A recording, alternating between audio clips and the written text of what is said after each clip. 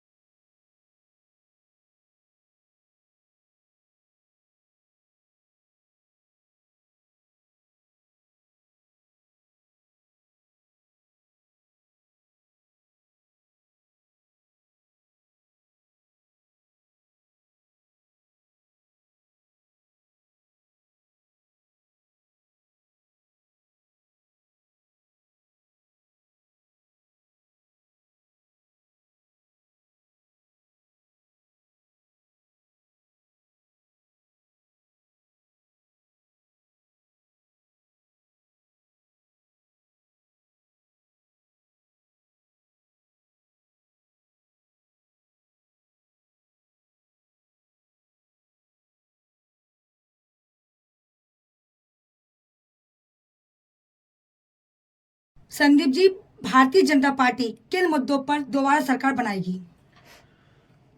ऐसा है सभाजी के भारतीय जनता पार्टी किन मुद्दों पर दोबारा सरकार बनाएगी जी। आपका क्वेश्चन क्योंकि इसलिए हमें अजीब लग रहा है क्योंकि अब कोई मुद्दा बचा ही नहीं है। सबसे बड़ी बात तो ये है कि इस समय भारतीय जनता पार्टी ने पिछले विगत वर्षों में जो भी कहा है वो किया है। उनकी कथनी और करनी में कोई अंतर नहीं है।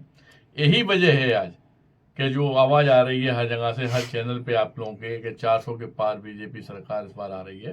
तो ये बात सच्चाई है क्योंकि जो भी पार्टी समाज की सेवा में निरंतर लगी रहेगी। मतलब आज की डेट में आप एक चीज देखना कि जो भारतीय जनता पार्टी के लोग बाग हैं जिन्हें कोई भी पद दिया हुआ है, एक बुजुर्ग हमारे यहाँ भी आते हैं सारे लोग और सबसे बात होती है, तो जो बुजुर्ग लोग भी हैं ना, वो अपना समस्त घर छोड़कर सिर्फ इसलिए लगे हुए हैं कि इस देश का हित हो। समाज सेवा में निरंतर प्रयास करने वाली यह पार्टी भारतीय जनता पार्टी, और वास्तविकता जिसकी कथनी करने में कोई अंतर नहीं है, इसलिए अब कोई मुद्दा बचा ही नहीं है। अच्छा, लोकसभा चुनाव में भाजपा की झांसी से क्या स्थिति रहेगी? लोकसभा चुनाव में भी भाजपा की जो झांसी से स्थिति है वो बिल्कुल क्लियर है पब्लिक के सामने, क्योंकि सच्चाई ये है कि आज की डेट में हमारे बड़े भाई जो पिछली बार सांसद रहे अनुराग शर्मा जी, जिनका जो दायित्व था उसे बहुत अच्छी तरीका से निभाया गया और पब्लिक का प्यार और समर्थन टोटल हमारे माननीय सांसद जी की तरफ है। और सांसद जी को आदमी चाहती है कि दोबारा आए, और यही वजह है कि झांसी में विपक्ष में कोई आदमी खड़ा होने को तैयार नहीं है अभी तक। इस संदीप जी, एक सवाल और है बस छोटा सा जी, आपको समाज सेवा करने में प्रेरणा कहाँ से मिली जो आप झांसी तो छोड़ो, आपके जहाँ मैं जाती हूँ और मैं जाती भी नहीं हूँ, मतलब जहाँ से भी कोई कहता है आपके वहाँ कोई संधि सरावनी समाज सेवा है और जो लड़कियों की शादी भी करते हैं और उसके अलावा और भी आप समाज सेवा करते हैं जो मतलब आप दुनिया को दिखा के नहीं करते, जो अंडरग्राउंड किसी की गरीब है मदद करते, किसी का घर है, किसी का घर नहीं है उसको घर भी दिलवाते हैं।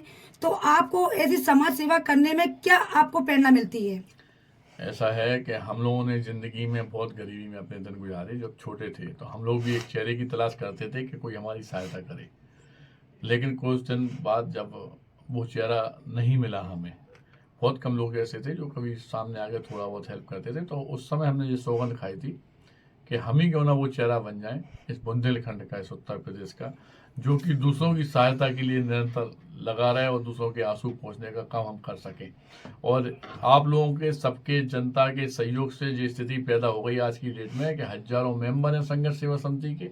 कोई भी बहन जो यहाँ पे आती, जिसके माँ बाप ना हो, भाई ना हो, अगर उन्हें कोई दिक्कत है, पारिवारिक परेशानी है, तो उनके लिए पिता के रूप में और भाई के रूप में हम और हमारी संघर्ष सेवा समिति पूरी हमेशा तैयार रहती है। शादी कराने के लिए या कोई बच्चा खेल कूद में आ गया है तो उसका मनोबल बढ़ाने के लिए, उसके पास अगर पैसे नहीं है, व्यवस्थाएं नहीं है, वो सारी उपलब्ध कराने के लिए, या कोई बच्चा पढ़ाई लिखाई में आ गए, हर सहायता में, मतलब हम लोग जो समाज सेवा आज की डेट में हम कर रहे हैं वो अपनी धर्म पत्नी, अपने बच्चों के साथ, अपने परिवार के साथ, और संघर्ष सेवा समिति इतना बड़ा परिवार हो गया है। जिस सब माता रानी की कृपा है, आप सब झांसी वासियों, बुंदेलखंड वासियों का साथ है, जो आप लोगों, जो हमारे संघ में ताकत, जो ऊर्जा आप हमें देते हैं हमारे संघ में खड़े रहकर, वो ऊर्जा ही यह काम करती है कि हम इतने लोगों की सहायता कर पा रहे हैं। और आगे भी इस बात का वचन इस आपके चैनल के माध्यम से हम पूरे झांसी और बुंदेलखंड वासियों को देना चाहते हैं कि जब तक हमारा जीवन है समर्थ जीवन हम आपकी सेवा में लगा देंगे, पूरे परिवार सहित लगा देंगे। और किसी को भी कोई कष्ट आता है तो अपना बड़े भाई, पिता, परिवार का मेंबर, अपना बेटा मानकर। एक सवाल है संदीप भाई कि जैसा कि आपने बहुत मतलब बुंदेलखंड में लोगों की मदद की है, कई गरीबों के आंसुओं को पोंछकर उनके चेहरों पे मुस्कुराहट लाई है, और तीसरा वो किसी बहनों ने आपको अपना बड़ा भाई माना, किसी बुजुर्ग ने आपको अपना बेटा माना, किसी वृद्ध माँ ने आपका लाडला बेटा माना, तो उनकी कभी मांग उठेगी और अभी भी मांग उठ रही है कि जनता का आपको सेवा करने का मौका मिला और कभी आपको झांसी का ताज पहचाना चाहे, तो क्या कहेंगे आप इस पे? जनता जो चाहती है सेवा भाव, जरूरी नहीं है कि वो सेवा हो किसी पद और कद पे बैठ के किया जाए, पहले तो हम बताना चाहते हैं आपको। और मुझे पद और कद की कोई लालच नहीं है। कभी भी मैंने किसी भी आपके चैनल में किसी पत्रकार भाई से कभी नहीं कहा, ना झांसी जनता से, कि मुझे पद कद की जरूरत है। हाँ, एक बात जरूर कहना चाहते हैं आपकी पूरी जनता से दोबारा कि कोई भी परेशानी, कोई भी कष्ट में आपको ये लगना चाहिए, जिस दिन आपके दिल में जो जगह हो जाए संदीप सरावगी के लिए कि हमारा बेटा है, हमारा भाई है, हमारे पिता है, हमारे बड़े भैया है, हमारे घर का सदस्य है, वो प्यार, वो मार्मिक क्षण, वो उसके हम जरूर उपासक हैं। और हम चाहते हैं कि जनता के लिए जब तक जिंदा है तब तक काम करते रहें। जनता वही चाहती है, वही भाई, वही बहन, वही मतलब माँ का लाडला, जो एक बेटा संदीप सरावगी आज इस मुकाम तक पहुंचा है समाज सेवा में, तो वही जनता चाहती है कि आपको एक तरीके से लखनऊ या दिल्ली भेजना चाहती है। उस पे सवाल पूछ रहे हैं हम। लखनऊ और दिल्ली की बात आएगी और जनता अगर चाहेगी तो उस समय जो समय होगा, जो जगदम्बा की कृपा से, आशीर्वाद से जो भी बात होगी, हम जब सेवा में अपना समर्थ जीवन दे चुके हैं तो हमारा बचे क्या है। अगर जनता कहती है कि नहीं वैसा ऐसा करना है, या उत्तर प्रदेश हमारी गवर्नमेंट चाहती है या हमारा देश चाहता है कि वास्तविकता में, क्योंकि अभी आपने देखा है कि वास्तविकता में जितने भी योग लोग हैं, जितने भी काम करने वाले लोग हैं, उन्हें अलग से एक स्थान दिया जा रहा है। वो स्थान अगर दिया जाता है और समाज सेवा में अगर हम और अच्छा काम कर सकें, इस बात के लिए अगर सरकार हमारा साथ देती है तो उसमें कोई बुराई नहीं। संदीप जी एक क्वेश्चन है, अभी आप कह रहे थे भारतीय जनता पार्टी 400 सीटों से जो है जीतेगी, विजय करेगी, लेकिन विपक्ष लगातार निशाना साधता है कि भारतीय जनता पार्टी 400 सीटों पर चुनाव नहीं लड़ रही है। इस पर क्या कहेंगे? एक होता है तर्क बताइए, एक होता है कुतर्क।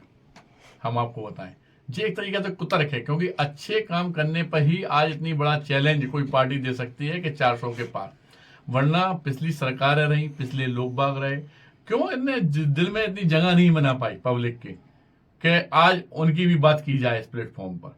कहीं ना कहीं कोई ना कोई कमी रही है। लेकिन अगर आने वाले समय में अन्य पार्टियां सिर्फ समाज सेवा की तरफ चलें, समाज के हित में लेके चलें, जात बिरादरी को दिमाग से हटा दें, किसी जात पात पे अपन लोग आगे बढ़ के कोई बात ना करें, तो यकीन मानना हर पार्टी को, हर लोगों को वो जगह मिल सकती है जिस जगह पे आज भारतीय जनता पार्टी एनडीए के साथ चुनाव लड़ रही है। कई संगठन, कई जो हैं दल हैं जो सपोर्ट कर रहे हैं, लेकिन अभी एक विधायक केंद्रीय मंत्री पद से एक इस्तीफा भी दिया गया भारतीय जनता पार्टी को, प्रधानमंत्री को लिखित इस्तीफा भेजा है। फिर वो आखिर ये उथल पुथल कैसे हो रही है? ऐसा है कि जब बहुत बड़ा परिवार होता है, जैसे अपने परिवार में दादाजी हैं, नाती पोता सब कुछ हो, बहुत बड़ा परिवार हो, तो उस परिवार में कुछ बच्चे जिद करते हैं, कुछ भाई जिद करते हैं, कुछ परिवार के लोग जिद करते हैं। इसका मतलब ये नहीं होता कि वो परिवार असफल हो गया।